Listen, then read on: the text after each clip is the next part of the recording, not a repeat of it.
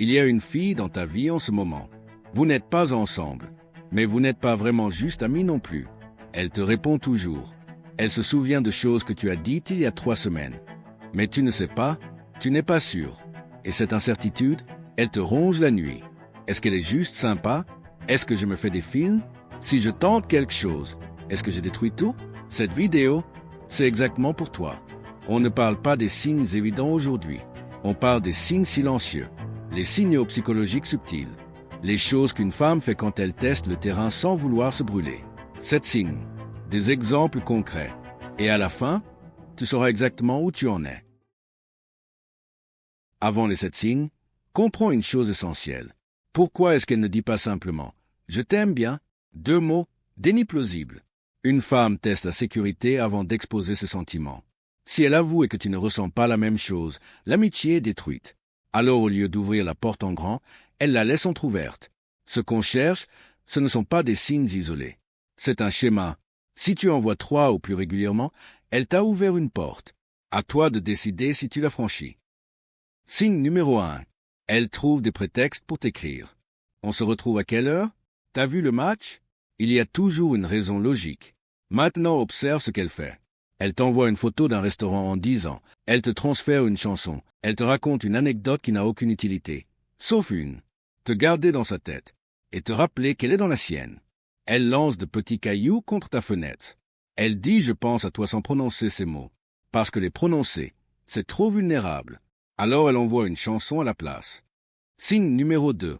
Elle répond d'une façon qui force la conversation à continuer. Quand une fille te voit juste comme un ami et qu'elle est occupée, ton message attend. Elle répond 6 heures plus tard avec un « ah ouais » et la conversation meurt. Mais quand elle tient à toi, même débordée, tu ne te sens jamais ignoré. Elle transforme chaque échange en vraie conversation. Elle pose des questions. Elle creuse. Pourquoi? Parce qu'elle a autant peur que toi que le silence s'installe. La conversation qui meurt, c'est une connexion qui s'éteint. Signe numéro 3. Elle évite de te mettre dans la case pote. Il y a des mots que les filles utilisent comme frérot, bro, bestie, mon pote. Quand une fille t'appelle bro régulièrement, elle pose une frontière. Elle refroidit la tension. Mais observe comment elle parle aux autres hommes autour d'elle. Si elle appelle ses collègues les gars, ses amis frérots, mais qu'avec toi elle n'utilise jamais ces mots, c'est intentionnel. Elle te parle par ton prénom. Elle ne veut pas t'enfermer dans une case neutre. Elle veut que tu la vois comme une femme, pas comme une amie de plus. Signe numéro 4. Elle prend de tes nouvelles sans raison apparente.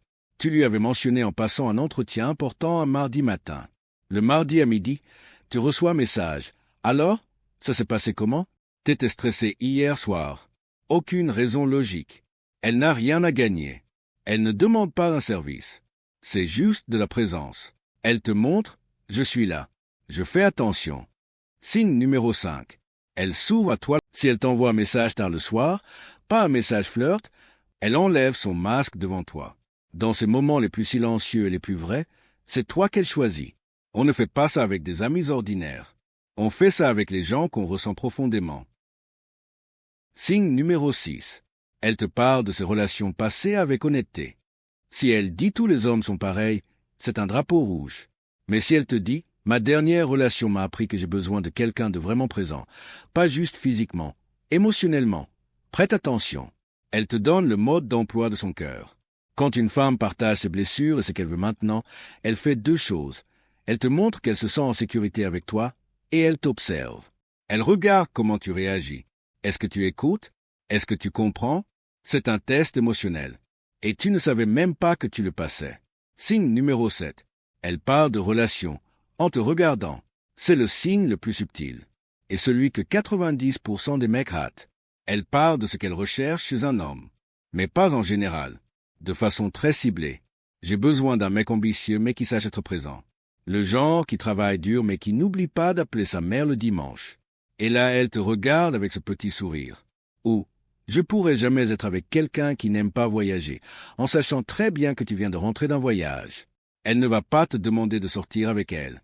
À la place, elle jette l'hameçon. Elle attend de voir si tu es assez présent pour attraper le signal. La plupart des mecs font l'erreur fatale. Ils répondent en mode ami. T'inquiète, tu vas trouver quelqu'un de bien. Non, quand elle ouvre cette porte, tu la franchis. Tu souris. Tu dis, On dirait que tu me décris. Pas besoin d'un long discours.